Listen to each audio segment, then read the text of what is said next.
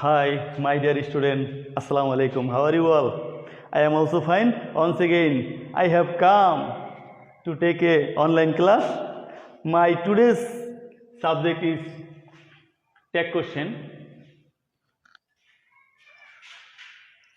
Tag question, making tag question, you have to learn first 3 steps. I can say I will teach you in my own way. আমি আমার নিজের সিস্টেমে তোমাকে আমি tag question করা শেখাবো। ওকে, আমার সিস্টেমটা হলো, যদি তুমি ট্যাগ কোশ্চেন তৈরি করতে চাও, if you want to make tag question, তোমাকে 3টা স্টেপ ফলো করতে হবে। You have to follow three system. My first system is you have to take the auxiliary verb. তোমাকে প্রথমে অ্যাক্সিলারি ভার্বটা নিতে হবে সেন্টেন্সের ভেতর থেকে। হ্যাঁ, বুঝার সুবিধার্থে কিন্তু আমি বাংলা বলতেছি, ডোন্ট মাইন্ড। বাংলা না বললে তুমি সুন্দরভাবে লেসনটা শিখতে পারবে না। আমি চাই ক্লাসটা যেন তোমাদের কাছে প্রাঞ্জল হয় এবং সুন্দর হয় এবং তোমরা কিছু শিখতে পারো ক্লাস থেকে। এই জন্য ইংরেজির পাশাপাশি I will speak in Bangla, don't mind. যা বলছিলাম, you have to take the auxiliary verb. Tag question করতে হলে তোমাকে প্রথমেই সেন্টেন্সের ভেতর থেকে অ্যাক্সিলারি ভার্বটাকে খুঁজে এখানে বসাতে হবে। আমার প্রথম উদাহরণ হলো, তোমরা দেখতে পাচ্ছ ব্ল্যাকবোর্ডে, এ সিনসিয়ার ম্যান অলওয়েজ সাকসেস। একজন সিনসিয়ার ম্যান, যে তার কাজে গুরুত্ব দেয়, মন থেকে কাজ করে, হ্যাঁ, গুরুত্ব সহকারে কাজ করে, সে কিন্তু সাকসেস হতে পারে। তোমরা লেসন সাবজেক্টের পাশাপাশি এখান থেকে শিক্ষাও নিতে পারো। একজন সিনসিয়ার ম্যান অলওয়েজ সাকসেস। তুমি যদি এই ক্লাসটা আন্তরিকভাবে করো, তুমি কিন্তু এই ক্লাস থেকে কিছুটা শিক্ষা পেতে পারবে, অর্থাৎ সাকসেস হবে। যাই হোক, প্রথমেই বললাম ট্যাগ কোশ্চেন করতে হলে তোমাকে প্রথমে যা করতে হবে, তোমাকে প্রথমে you have to take the auxiliary verb from the sentence থেকে অ্যাক্সিলারি ভার্বটা তোমাকে এখানে নিতে হবে। Our sentence is a sincere man always success. একজন সিনসিয়ার ম্যান কি হয়? সাকসেস হয়। প্রথমে আমাকে অ্যাক্সিলারি ভার্বটা খুঁজতে হবে। You have to find an auxiliary verb from the sentence. Is there any auxiliary verb in this sentence? I am searching. No, there is no auxiliary verb in this sentence. You can see there is no auxiliary verb, but we have a way. আমাদের একটা পথ আছে। যদি auxiliary verb না থাকে, তাহলে আমাদের নিতে হয় কি? প্রেজেন্ট টেন্সের ক্ষেত্রে ডু আর ডাস, পাস্ট টেন্সের ক্ষেত্রে ডিড নিতে হয়। ডু আর ডাস প্রেজেন্ট টেন্সের ক্ষেত্রে, পাস্ট টেন্সের ক্ষেত্রে ডিড। সাবজেক্ট যদি থার্ড পারসন সিঙ্গুলার হয় বা ভার্বের সাথে এস বাই এস দেখো, তখন তুমি নিবা হলো ডাস, আর অন্যান্য ক্ষেত্রে ডু। আর যদি সেন্টেন্সটা পাস্ট টেন্স হয়, if the sentence is past tense, you have to take did. Understand? So you can see a sincere man always success. এই সেন্টেন্সের ভেতরে আমরা কোনো অ্যাক্সিলারি ভার্ব খুঁজে পাই নাই, তাহলে আমাকে নিতে হবে নিশ্চয় ডু ডাস ডিড। যেহেতু অ্যাক্সিলারি ভার্ব না পেলেই আমাকে ডু ডাসের উপর নির্ভর করতে হবে। একটু আগে কি বললাম? প্রেজেন্ট টেন্সের ক্ষেত্রে ডু ডাস, পাস্ট টেন্সের ক্ষেত্রে did. Our sentence is present indefinite tense. A sincere man always success. সবসময় একজন সিনসিয়ার ম্যান কি হয়? সফল হয়। আমার ভার্ব, এই সেন্টেন্সের ভার্বটা হলো success. You know that success is a present form of the verb success. সাকসেসের শেষে ইডি দেখে মনে করো না এটা আবার পাস্ট ফর্ম। সাকসেস ভার্বটাই হলো এরকম বানান, SUCCEED। এটা হলো প্রেজেন্ট ফর্ম ভার্বের। সুতরাং প্রেজেন্ট ফর্ম যেহেতু আছে, এটা একটা প্রেজেন্ট টেন্স। প্রেজেন্ট টেন্সের ক্ষেত্রে অ্যাক্সিলারি ভার্ব না থাকলে কি নিতে হবে? ডাস। ওকে, ডাস। ডু নেওয়া যায়, ডাসও নেওয়া যায়, কিন্তু আমি বলছিলাম সাবজেক্ট যদি থার্ড পারসন সিঙ্গুলার হয়, তাহলে নিতে হয় হলো ডাস। আমাদের সাবজেক্ট থার্ড পারসন সিঙ্গুলার, ভার্বের সাথেও এস বাই এস যোগ আছে, সুতরাং উই হ্যাভ টু টেক ডাস। যদি এখানে সাবজেক্ট থার্ড পারসন সিঙ্গুলার না হতো, তাহলে নিতাম ডু। আর যদি সেন্টেন্সটা পাস্ট টেন্স হতো, তাহলে নিতাম ডিড। তো নিয়ম অনুসারে আমরা কি নিলাম? ডাস। আর যদি অ্যাক্সিলারি ভার্ব এটার মধ্যে থাকতো, আমাদের নিয়ম মতো অ্যাক্সিলারি ভার্বটাই নিতে হতো। এটার মধ্যে এটা am, is, are, was, were, have, has, had, যে কোনো অ্যাক্সিলারি ভার্ব যদি থাকতো এই সেন্টেন্সের ভেতরে, ওই অ্যাক্সিলারি ভার্বটা এখানে নিতাম। না থাকলেই নিতে হয় ডু ডাস ডিড। প্রেজেন্ট টেন্সে ডু আর ডাস, পাস্ট টেন্সে ডিড। এখন we have to follow our second step. What is our second step? You can see, make it negative if the sentence is affirmative. তোমাকে এই সেন্টেন্সটা তৈরি করতে হবে নেগেটিভ যদি সেন্টেন্সটা হয় অ্যাফার্মেটিভ। তুমি দেখতে পাচ্ছ সেন্টেন্সটা অ্যাফার্মেটিভ, ক্লিয়ার অ্যাফার্মেটিভ, কোনো নেগেটিভ ওয়ার্ড বা নেগেটিভ শুধু নট তো নাই, সুতরাং এটা একটা অ্যাফার্মেটিভ সেন্টেন্স। আর এখানে লেখা হয়েছে এটাকে নেগেটিভ করো যদি সেন্টেন্সটা হয় অ্যাফার্মেটিভ। তাহলে নেগেটিভ করি, ডাজের সাথে নট যুক্ত করি, সংক্ষেপে doesn't, does plus not doesn't, you can know. And then our third step, you have to follow the third step. Use the pronoun of the subject. সাবজেক্টটার pronoun ব্যবহার করো। A sincere man. A sincere man. Our subject is sincere man. What is the pronoun of a sincere man? Already everybody know, I know that তোমরা সবাই জানো যে a sincere man এর pronoun হবে he, যদি মহিলা হয় she, আমরা স্বাভাবিকভাবে এটাকে হি ধরে নেই। শেষে আমাকে একটা কোশ্চেন চিহ্ন দিতেই হবে ট্যাগ কোশ্চেনে। আমাদের একটা সেন্টেন্স অলরেডি হয়ে গেল ট্যাগ কোশ্চেন করা।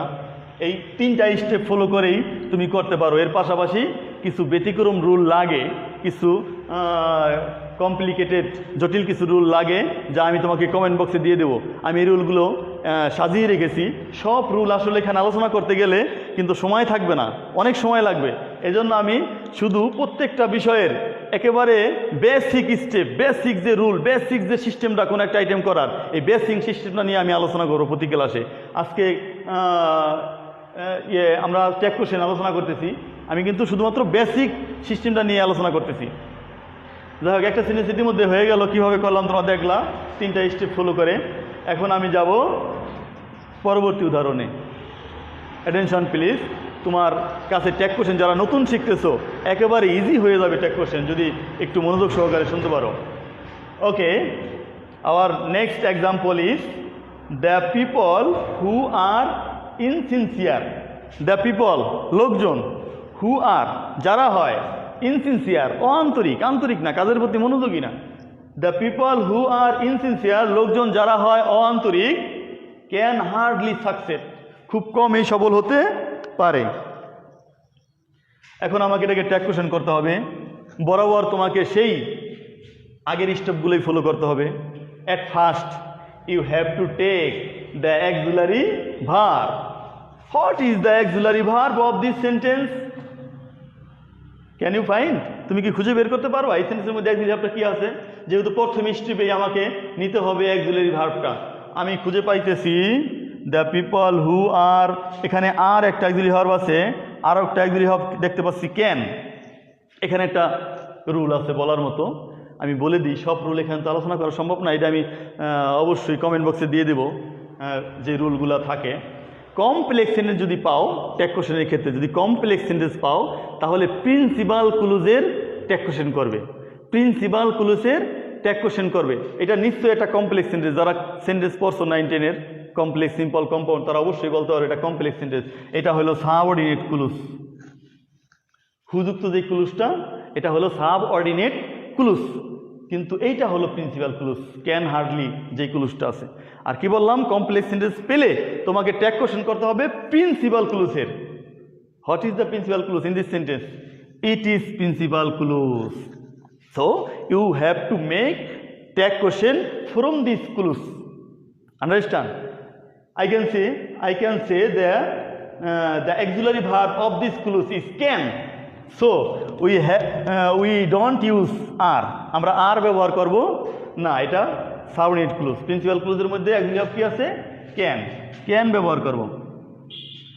ওকে, আমাদের প্রথম স্টেপ মানা হলো যে তোমাকে একটা auxiliary verb নিতে হবে সেন্টেন্স থেকে। auxiliary verb না থাকলে কিন্তু আমরা এইরকমভাবে ডুটি ডাস নিতাম টেন্স অনুসারে, কিন্তু এটার মধ্যে auxiliary verb আছে। মোটামুটি দুইটা auxiliary verb পাইছি, তার কেন আমরা ক্যান নিলাম তা তো বুঝেই দিলাম, বুঝতে পারছো। এবার আমাদের দ্বিতীয় স্টেপ ফলো করতে হবে। তুমি তো প্রস্তুত দ্বিতীয় স্টেপ নেওয়ার জন্য? Make it negative. এটাকে নেগেটিভ করো if the sentence is affirmative. সেন্টেন্সটা যদি অ্যাফার্মেটিভ হয় তোমাকে করতে হবে কি? নেগেটিভ। এই সেন্টেন্সটা তোমাদের কাছে আপাত দৃষ্টিতে মনে হতে পারে যে সেন্টেন্সটা অ্যাফার্মেটিভ, কিন্তু না, সেন্টেন্সটা নেগেটিভ। বলবো কি হবে নেগেটিভ? আচ্ছা বলছি শুনো, যদি কোনো সেন্টেন্সের ভেতরে নেভার, নান, হার্ডলি তারপরে সেলডম এরকম কিছু ওয়ার্ড আছে, যেই ওয়ার্ডগুলো যদি থাকে, এ ফিউ, এ লিটল, এই ওয়ার্ডগুলো যদি থাকে তাহলে ওই সেন্টেন্সটা কী হয় জানো? নেগেটিভ অর্থ প্রকাশ করে। আমাদেরও কিন্তু সেন্টেন্সের মধ্যে হার্ডলি আছে, কি দেখতে পারছো? হার্ডলি থাকার কারণে এই সেন্টেন্সটা অবশ্যই এটা কি সেন্টেন্স? Negative sentence. আর এখানে বলা হচ্ছে সেন্টেন্সটাকে নেগেটিভ করবা যদি সেন্টেন্সটা হয় অ্যাফার্মেটিভ। এটা তো অ্যাফার্মেটিভ না, এটা নেগেটিভ, তাহলে আমার করতে হবে কি? অ্যাফার্মেটিভ। নেগেটিভ হলে তো সেন্টেন্সটা নেগেটিভ, এটা অ্যাফার্মেটিভ করবো, মানে আমি নট ব্যবহার করবো না, শুধু ক্যানই থাকবে। ক্যানের সাথে এটা নট যোগ করতে হয়, এটা যোগ করবো না, কারণ এই সেন্টেন্সটা নেগেটিভ আছে। আমি অ্যাফার্মেটিভ করবো, নট দিব না। আমার দ্বিতীয় স্টেপ ফলো করা শেষ। এইবার আমি ফলো করব, I will follow the step 3। Our 3 নং step is use the pronoun of the subject. সাবজেক্টের প্রোনাউন ব্যবহার করো। Here you can see the subject is people. Subject is people. So must we have to use the pronoun of people? What is the pronoun of people? I believe that you all know the pronoun of people. Pronoun of people is they. Yes, they. You can use they. Finished our second example. পিপলের pronoun হলো they ব্যবহার করলাম। আবার আমি চলে যাব আমার 3 নম্বর উদাহরণে। আমি কিন্তু আজকে যে কয়টা উদাহরণই তুলে এনেছি, উদাহরণগুলো কিন্তু একটু জটিল মনে করে সবাই। এই ধরনের উদাহরণ আসলে একটু ভুল করে ছাত্ররা, এজন্যই কিন্তু আমি এই উদাহরণগুলোই এনেছি আজকে তোমাদের জন্য। Okay, our next sentence is nobody is as successful as a sincere man. Nobody, কেউ না, is হয় as successful, এতটা সফল, কেউ হয় না এতটা সফল, as a sincere man, একজন আন্তরিক মানুষের মতো এতটা সিম্পল কেউ হয়, এতটা সফল কেউ হয় না। সরি, যাই হোক, অর্থটা জানা দরকার, এই জন্য অর্থটা জেনে নিলাম। কিন্তু আমাদের ট্যাগ কোয়েশ্চেন করার জন্য ফলো করতে হবে আওয়ার 3 স্টেপ। আমি কিন্তু আমার নিজের নিয়মে বা নিজের সৃষ্টি করা রুলে শিখাচ্ছি। তোমাদের বইতে বিভিন্নভাবে বিভিন্ন স্থানে নিয়ম থাকতে পারে ট্যাগ কোয়েশ্চেন করার নিয়ম, কিন্তু আমি কিন্তু শিখাচ্ছি আমার নিজের নিয়মে। ওকে, আচ্ছা ফলো করো 3 নম্বর রুল। 3 নম্বর উদাহরণ, প্রথমে আমাকে কী করতে হবে? You have to take the auxiliary verb. Auxiliary ভার্বটা নিতে হবে নাকি? What is the auxiliary verb in this sentence? Is. Yes, our auxiliary verb is. We have to take is after the sentence. Okay, আমাদের first step follow করা শেষ। We have finished using first step. Then we have to use the second step. What is the second step? Make it negative if the sentence is affirmative.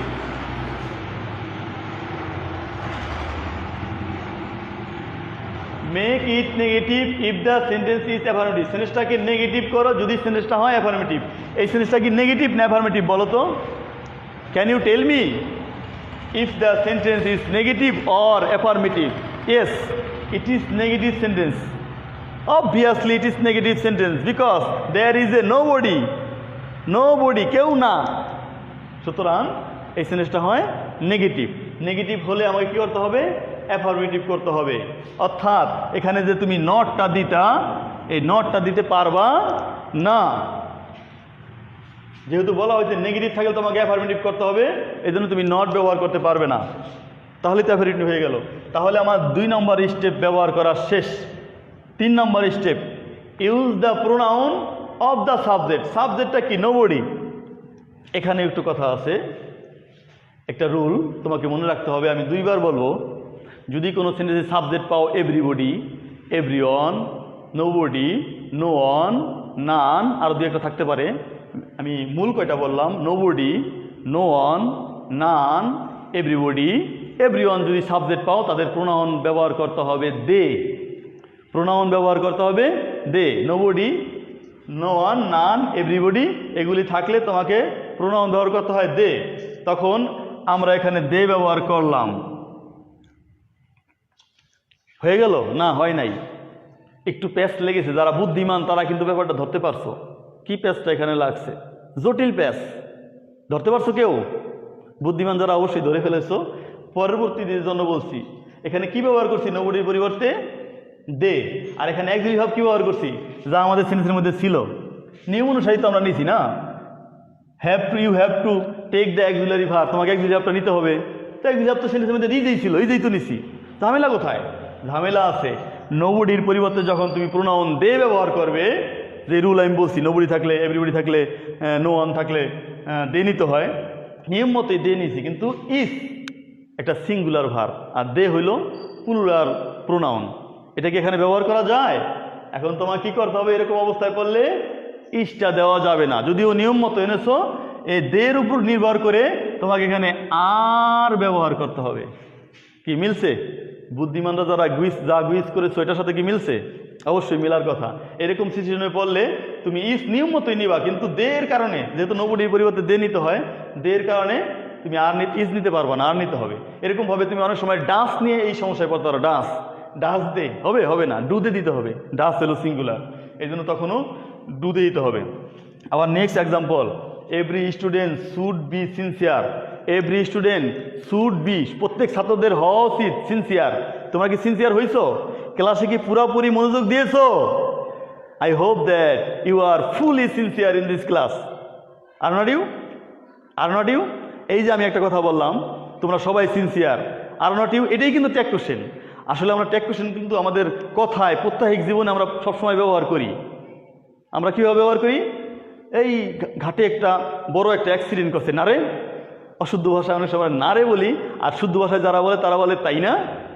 সবসময় কিন্তু বাংলা কথায় আমরা tag question অহরহ ব্যবহার করি। এজন্যই হয়তো শিক্ষা সিস্টেমে আমাদের ট্যাগ কোশ্চেনটা দিয়েছে। বুঝতে পারছো? যাই হোক, সুন্দরভাবে মনোযোগী হও। আমরা পরের উদাহরণে চলে যাচ্ছি। এভরি স্টুডেন্ট শুড, প্রত্যেক ছাত্রের উচিত, বি সিনসিয়ার, কি হওয়া উচিত?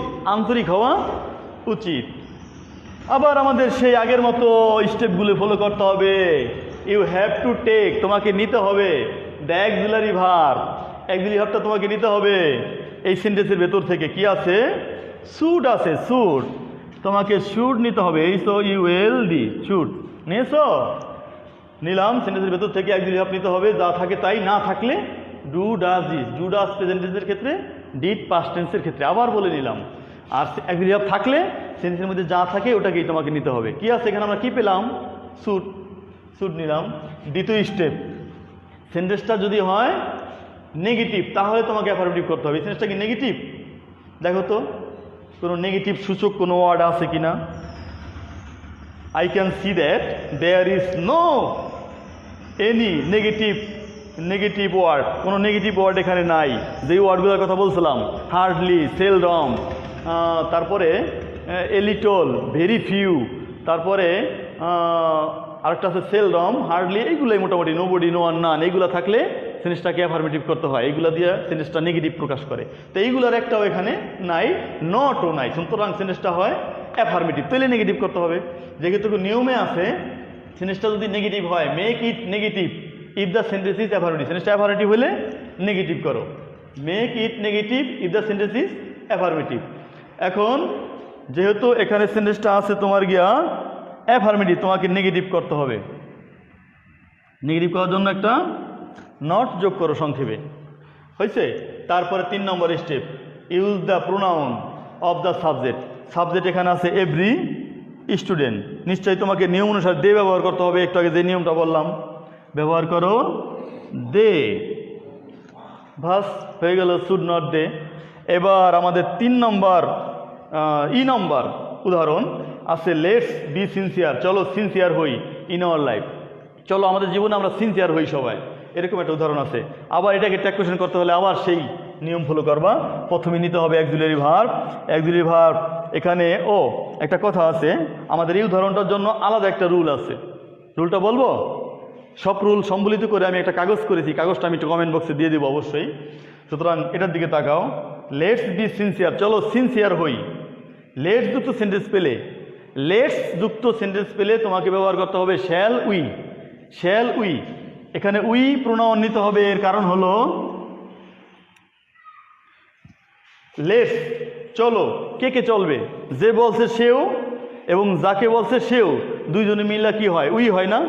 এখানে একটা উজ্জ আছে সাবজেক্ট, আই এবং ইউ। আই এবং ইউ দুইজন মানুষ এখানে উজ্জ আছে, দুইটা সাবজেক্ট, এই জন্য এখানে প্রোনাউন নিতে হবে উই। তাছাড়া এই প্যাস না বুঝলেও তোমার সমস্যা নাই, তুমি লেটস যুক্ত সেন্টেন্স পেলে, লেট আস যুক্ত সেন্টেন্স পেলেই তুমি শ্যাল উই বসিয়ে দিবে, এটাই তোমার রুল। আর যে কোনো ইম্পারেটিভ সেন্টেন্স পেলেই তুমি বসাই দিবে উইল ইউ। যদি অনেকভাবে করা যায় তুমি উইল ইউ ব্যবহার করলেই হয়ে যাবে। তো এই ছিল আমাদের আজকের পাঠের বিষয়। আমি জানি না কতটা বুঝাতে পেরেছি, কিন্তু আন্তরিকভাবে চেষ্টা করেছি। আমি পরবর্তী ক্লাসে আবার অন্য একটা আইটেম নিয়ে আবার তোমাদের সহজ করে দেওয়ার জন্য অবশ্যই আসব আগামী 2-1 দিনের ভেতরে বা কয়েকদিন পরে যখন সুযোগ পাই। সবাই ভালো থাকবে, সবাইকে অসংখ্য ধন্যবাদ। Thank you very much. Tata.